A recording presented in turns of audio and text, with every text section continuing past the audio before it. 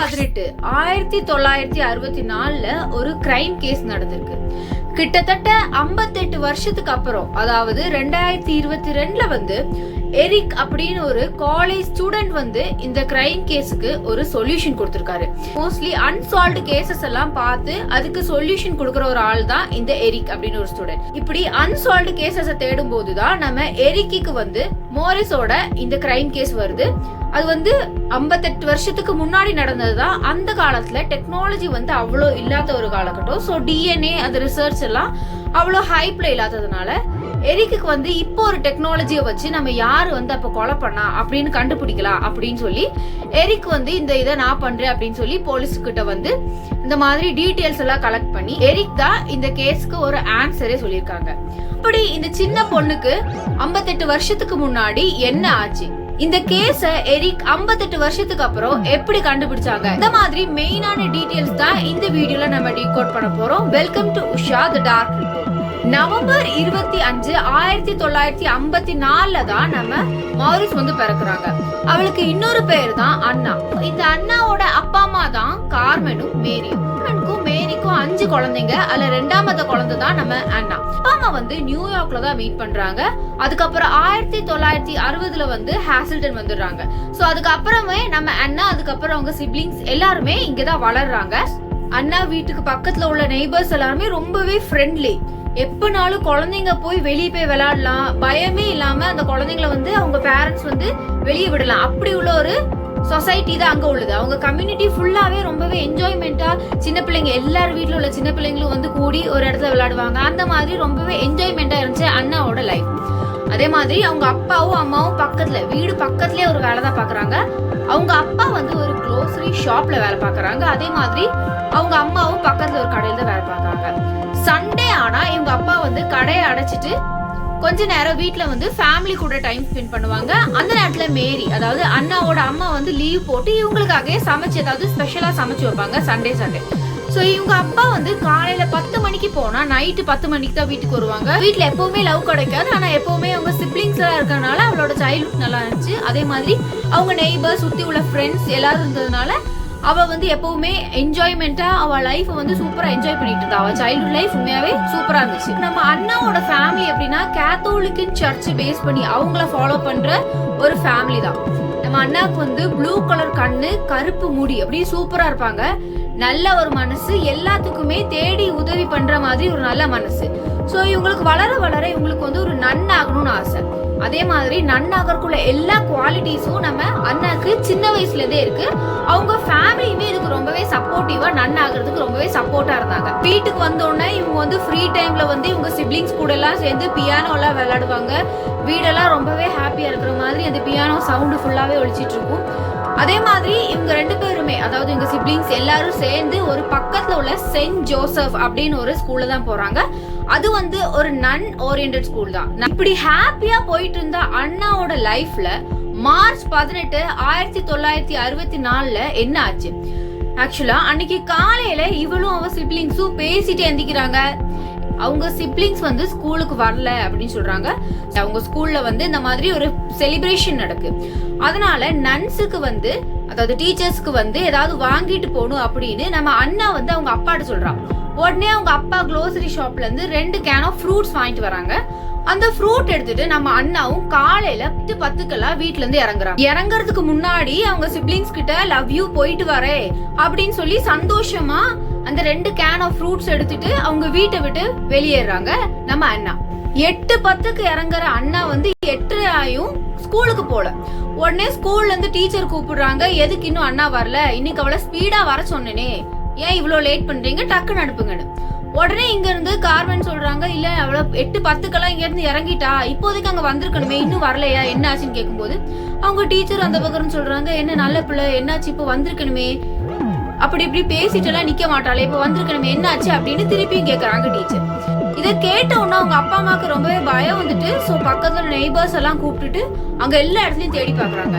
சர்ச்சில் தேடுறாங்க, ஸ்கூல்ல தேடுறாங்க, அந்த நன்னெல்லாம் இருந்து ஸ்கூல்ல தேடுறாங்க, எல்லா இடத்துலயும் தேடுறாங்க, சரௌண்டிங்ஸ்ல எல்லா இடத்துலயும் தேடுறாங்க. ஆனா என்ன கண்டே பிடிக்க முடியல. அவ எங்க போனா என்ன ஆனான்னு கூட அவங்களுக்கு தெரியல. சோ உங்க பேரண்ட்ஸ்க்கு ரொம்பவே டிசப்பாயின்மெண்ட் ஆச்சு. ஐயோ நம்ம பொண்ணுக்கு என்ன ஆச்சுன்னு தெரியலையே அப்படின்னு போலீஸ் கிட்ட போய் கம்ப்ளைண்ட் பண்றாங்க. கரெக்டா நம்ம அண்ணா தொலைஞ்ச, அதாவது அண்ணா ஸ்கூல் இருக்கிறதுக்கு 2 கிலோமீட்டருக்கு அந்த பக்கம் சவுத் ஹாசல் டவுன்ஷிப்னு ஒண்ணு இருக்கு. ஒரு அப்பா வந்து தான் 16 வயசு பையனுக்கு கார் ஓட்டி படிச்சு கொடுத்துட்டு இருந்தாங்க. சோ ஏன் அந்த இடத்த சூஸ் பண்ணாங்கன்னா, அங்க வந்து அதிகமா டிராபிக் இருக்காது, ஆள் நடமாட்டம் இல்லாத இடம்னால டக்குன்னு எங்க வண்டி இடிக்காம டக்குன்னு அவனுக்கு படிச்சு கொடுத்து வீட்டுக்கு போலாம் அப்படின்னு ஒரு இதுதான் வந்திருக்காங்க.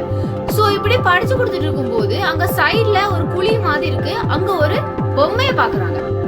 வண்டி ஓட்டிட்டே இருக்கும்போது அப்படி வண்டி முன்னாடி போகுது, அந்த பொம்மையை பாக்குறாங்க. கொஞ்ச நேரம் பார்த்ததுக்கு அப்புறம் தான் அவங்களுக்கு புரியுது அது பொம்மை இல்ல, ஏதோ ஒரு குழந்தையோட டெட் பாடின்னு. உடனே பார்த்தோன்னே அவங்க ஷாக் ஆகி டக்குனு போலீஸ்க்கு இன்ஃபார்ம் பண்றாங்க. இதை கேட்ட உடனே கார்மெனுக்கும் மேரிக்கும் ரொம்பவே ஷாக். என்னடா பொண்ணு இப்ப இங்கேதான் இங்கே இருந்திருப்பான்னு நினைச்சு போனோம், இன்னும் பொண்ணை காணுமே தேடிட்டு இருந்தா இப்படியே சொல்றாங்களே, அது நம்ம பொண்ணான்னு பாப்போம் அப்படின்னு சொல்லி போறாங்க. அதே மாதிரி அந்த பொண்ணை எடுத்தோடனே கண்டுபிடிச்சிட்டாங்க, அது வந்து நம்ம அண்ணா தான். அண்ணா பக்கத்துலயே அந்த ஃப்ரூட் கேனும் இருக்கு, அதாவது அவங்க டீச்சர்ஸ்க்கு கிஃப்டா கொடுக்கணும்னு கொண்டு போன இந்த ஃப்ரூட்ஸும் அண்ணா பக்கத்துலயே தான் கீழே விழுந்து கிடக்கு. அட்டாப்சி ரிப்போர்ட்ல என்ன தெரிஞ்சிருக்குன்னா, அவங்க கழுத்து நெறிப்பட்டு தான் இறந்து போயிருக்காங்க. அண்ணாவோட பாடியை தூக்கும் போதே ஷூலேஸ் வந்து அவங்க கழுத்துல இருந்திருக்கு, அதை வச்சு இறுக்கிதான் அண்ணா வந்து கொலை பண்ணிருக்காங்கன்னு தெரியுது. ஆனா போலீஸ்க்கு அதுக்கப்புறம் ஒரு க்ளூவுமே இல்ல, யார் இதை பண்ணா, யார் இந்த பாடி எங்க கொண்டு வந்தா. அந்த காலத்துல அவ்வளவு ஒரு ரிசர்ச் டெக்னிக்கலா இல்லாதனால உங்களுக்கு என்ன பண்ணனே தெரியல. அடுத்து ஒரு இன்ஃபர்மேஷன்ஸும் கிடைக்காம அது வந்து அன்சால்வ்டு கேஸாவே மூவ் ஆயிட்டு இருக்கு. அதுவும் இல்லாம அட்டாப்சி ரிப்போர்ட்ல நம்ம அண்ணா வந்து அபியூஸ் பண்ணப்பட்டிருக்காங்க அப்படின்னு ஒரு ஷாக்கிங்கான விஷயமும் வெளிவரப்பட்டிருக்கு. அதை தெரிஞ்ச உடனே அவங்க வீட்டுல உள்ளவங்களாலே தாங்க முடியல, அவங்க சிப்லிங்ஸ் 4 பேருக்குமே ரொம்பவே கஷ்டமா இருக்கு. அது மாத்திரம் இல்ல, இவ்வளவு நாள் சேஃப்டியா இருந்த கம்யூனிட்டி, அதாவது எவ்வளவு நேரம் ஆனாலும் பிள்ளைங்களை தைரியமா வெளியே விடலாம் அப்படின்னு சொல்லிட்டு இருந்த நெய்பர்ஸ் எல்லாம் ஒரு டைமுக்கு அப்புறம் அந்த பிள்ளைங்களை வெளியே விடாம பத்திரமா பாத்துக்கிட்டு இருந்திருக்காங்க. மணியா இருந்தாலும் நம்ம குழந்தைங்களை தைரியமா வெளியே விடலாம் அப்படின்னு இருந்த பேரண்ட்ஸுக்கு அண்ணாவோட விஷயத்த கேட்டதுக்கு அப்புறம் அவங்க குழந்தைங்களை பத்திரமா பாத்துக்கிறது தவிர வேற எதுவுமே பண்ண முடியல. அண்ணாக்கு என்ன ஆச்சுன்னு தெரியாம அந்த கம்யூனிட்டில எல்லாரும் ஷாக்கா இருக்காங்க. அந்த கம்யூனிட்டியில உள்ள ஒரு ஆள் தான் பண்ணிருக்காங்கன்னு தெரியுது, ஆனா யாருன்னு தெரியல. சோ எல்லாருமே அவங்கள சுத்தி உள்ள எல்லாருமே அதுக்கப்புறம் ரொம்பவே சைலண்ட் ஆயிட்டாங்க. பிள்ளைங்களை 6 மணிக்கு மேல வெளியே விடுறது இல்ல, ரொம்பவே ரெஸ்ட்ரிக்டடா தான் அதுக்கப்புறம் பாத்துக்கிட்டு இருந்தாங்க. ஒரு 9 வயசு பொண்ணுக்கு என்ன ஆச்சுன்னு தெரியாம அவங்க கம்யூனிட்டில எல்லாரும் ஷாக்கா இருக்கும் போது போலீஸ்க்கு ஒரு க்ளூ இல்ல, அவங்க பேரண்ட்ஸ்க்கும் என்னாச்சுன்னு தெரியல, அவங்க பேரண்ட்ஸ்க்கு முன்னாடி எதிரிகள் யாரும் இல்ல தெரியாம அந்த கேஸ் அப்படியே ஸ்டாப் ஆயிடுச்சு. அது வந்து ஒரு அன்சால்வ்டு மிஸ்ட்ரியாவே ஆயிடுச்சு. நம்ம அண்ணாவோட கேஸ இன்வெஸ்டிகேட் பண்றதுக்கே 230 போலீஸ் வச்சிருக்காங்க, ஆனா யாருக்குமே எந்த ஒரு க்ளூவுமே கிடைக்கல. 36 வயசான தாமஸ் தான் கடைசியா நம்ம அண்ணாவோட கேஸ் எடுத்து நடத்திட்டு இருக்காங்க. அவங்களுக்கும் அடுத்த ஸ்டெப் என்னன்னு தெரியல, ஏன்னா ஒரு இன்ஃபர்மேஷன்ஸ் ஒரு ஃபுட் பிரிண்ட்ஸ் எதுவுமே இல்ல. 2022 கிட்டத்தட்ட 58 வருஷத்துக்கு அப்புறம் எரிக்னு ஒரு லா ஸ்டூடெண்ட் வந்து இந்த அன்சால்வ்டு கேஸ் எடுத்து சால்வ் பண்ணி பார்க்கலாம் அப்படின்னு ஒரு சேலஞ்ச் எடுத்துக்கிறாங்க. சோ இந்த மாதிரி அன்சால்வ்டு கேஸ் எடுத்து அவங்க வந்து எப்படி அதை சால்வ் பண்ணலாம்னு பாப்பாங்க. எரிக்கு தெரிஞ்சிருக்கு இந்த கேஸ வந்து எப்படியாவது நம்ம சால்வ் பண்ணிடலாம். அந்த ஒரு காலகட்டத்துல டிஎன்ஏ டெக்னாலஜி எல்லாம் இல்லாதனால அவங்க விட்டுட்டாங்க. ஆனா இப்ப நம்மளால அதை சால்வ் பண்ண முடியும் அப்படின்னு சொல்லி இந்த கேஸ எடுத்து போலீஸ் கிட்டயும் ஹெல்ப் கேட்டு முன்னாடி என்னெல்லாம் நடந்துச்சுன்னு கொஞ்சம் எவிடன்ஸையும் கலெக்ட் பண்ணி நம்ம எரிக் வந்து ரிசர்ச்ச தொடங்குறாங்க. எரிக்கோட பிளானே இந்த ஜெனடிக் ஜீனியாலஜி, அதாவது டிஎன்ஏ டெஸ்டையும் இந்த ஜீனாலஜிக்கல் ரிசர்ச்சையும் கம்பைன் பண்ணிட்டு இதுக்கு வந்து ஒரு சொல்யூஷன் கொடுக்க முடியும் அப்படின்னு எரிக் வந்து ஒரு ரிசர்ச்ச தொடங்குறாங்க. இவ்வளவு வருஷத்துக்கு அப்புறம் இந்த கேஸ் ஒரு ஆள் எடுத்து இதை சால்வ் பண்ண போறாங்கன்னு தெரிஞ்ச உடனே உங்க ஃபேமிலிக்குமே ரொம்ப சந்தோஷம். இன்னொரு பக்கம் உங்க ஃபேமிலிக்கு அதுக்கு ஒரு சொல்யூஷன் வேணும்னு 58 வருஷமா காத்துக்கிட்டு இருந்திருக்காங்க. அதே மாதிரி இந்த எரிக் என்ன சொல்லிருக்காங்கன்னா, இது வரைக்கும் நான் நிறைய அன்சால்வ்டு கேசஸ் எல்லாம் சால்வ் பண்ணிருக்கேன், ஆனா இது வந்து ரொம்பவே கஷ்டமா இருந்துச்சு, என்ன வந்து ரொம்பவே யோசிக்க வச்ச மாதிரி ஒரு பெரிய கேஸா அது வந்து இருந்துச்சு அப்படின்னு ஒரு வாக்குமூலமும் கொடுத்திருந்தாரு. அதே மாதிரி அண்ணா கிட்ட இருந்து எடுத்த கொஞ்சம் எவிடன்ஸ கலெக்ட் பண்ணி ரிசர்ச் பண்ணிட்டு இருக்கும் போது அந்த டிஎன்ஏ டெஸ்ட் இன்னொரு ஆளோட கரெக்டா, அதாவது 100% மேட்ச் ஆகுது. அவரு பேர் ஜேம்ஸ் பால் ஃபோர்டி. 1941ல ஜேம்ஸுக்கு வந்து 22 வயசு. அதாவது அண்ணா இருந்த 7 பிளாக் தள்ளி தான் இந்த ஜேம்ஸும் வாழ்ந்திருக்காரு. ஜேம்ஸ பத்தி இன்னும் கொஞ்சம் ரிசர்ச் பண்ணும்போது தான் தெரிஞ்சிருக்கு, அவர் வந்து ஆல்ரெடி இந்த மாதிரி நிறைய கேஸ்ல வந்து மாட்டிருக்காரு, இந்த மாதிரி அபியூஸ் பண்ணி ஆல்ரெடி ஜெயிலே இருந்திருக்காரு அப்படின்னு சொல்லி ஒரு கேஸ் வந்திருக்கு. 1974ல இப்படி ஒரு ஆள் அபியூஸ் பண்ணி 1 வருஷம் ஜெயிலே இருந்திருக்காங்க. 1978ல இதே மாதிரி ஒரு தடவை அரெஸ்டும் ஆயிருக்காங்க. ஜேம்ஸுக்கு 38 வயசாகும் போது ஹார்ட் அட்டாக் வந்து இறந்து போயிருக்காரு. சோ அதுக்கப்புறம் அதாவது நம்ம அண்ணா இறந்ததுக்கு அப்புறம் கொஞ்சம் வருஷமாவும் இந்த ஜேம்ஸ் வந்து அந்த இடத்துலயே வாழ்ந்திருக்காங்க. இதுதான் ரொம்பவே கஷ்டமான ஒரு இது. ஏன்னா அந்த பொண்ணு வந்து இவராலதான் இறந்திருக்கு. ஆனா அவங்க கம்யூனிட்டில யாராலையும் கண்டுபிடிக்க முடியல, பேரண்ட்ஸால கூட கண்டுபிடிக்க முடியல. ஆனா அதே இடத்துலதான் அந்த கொலையாளி வந்து இவ்வளவு நாள் வாழ்ந்திருக்காங்க. 2022ல வந்து ஜேம்ஸ் தான் இதுக்கு காரணம் அப்படின்னு சொல்லி எரிக் சொல்லியிருக்காங்க. 2022லயே அவங்களோட பாடி எல்லாம் திருப்பி எடுத்து அதை வந்து ரிசர்ச் பண்ணி ஆரம்பிச்சிருக்காங்க. February 3, 2022ல வந்து ஜேம்ஸோட பாடியை திருப்பி எடுத்து ரிசர்ச் பண்றாங்க.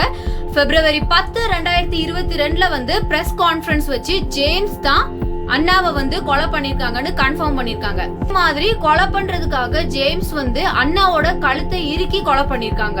சோ இது வந்து அட்டாப்சி ரிப்போர்ட்ல வந்து கன்ஃபார்ம் பண்ணப்பட்டிருக்கு. 38 வருஷமா யாருமே கண்டுபிடிக்க முடியாத ஒரு கேஸ வந்து எரிக்கின் ஒரு 18 வயசுல உள்ள ஒரு ஸ்டூடெண்ட், ஒரு லா ஸ்டூடெண்ட் வந்து கண்டுபிடிச்சிருக்காங்க. அதே மாதிரி இந்த ஃபேமிலிக்கு வந்து இந்த 58 வருஷமா இருந்த ஒரு பெரிய டவுட், பெரிய கஷ்டத்தை வந்து இந்த எரிக் வந்து சால்வ் பண்ணி விட்டுருக்காங்க. இந்த மாதிரி கிரைம் ரிலேட்டட் வீடியோக்கு நம்ம சேனலை சப்ஸ்கிரைப் பண்ணிக்கோங்க. தேங்க்யூ.